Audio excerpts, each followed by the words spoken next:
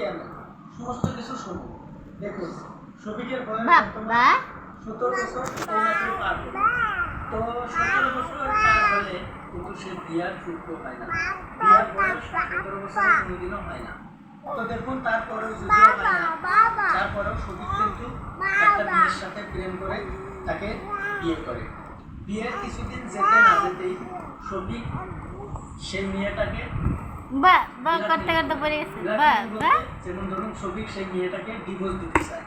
তো বন্ধুরা দেখুন, কিছু মেয়েটার গোপন তথ্য ছিল শফিকের হাতে, সেগুলো নাকি সোশ্যাল মিডিয়ায় ভাইরাল করে শফিক নিজে। তার এটা একটা অপরাধ।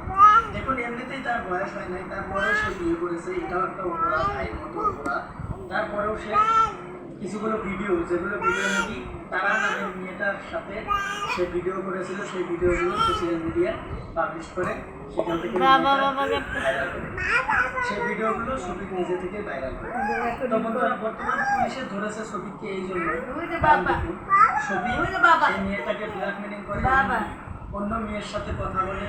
দেখুন, সেই মেয়েটা সহ্য করতে পারে না, যেহেতু শফিক তাকে বিয়ে করেছে।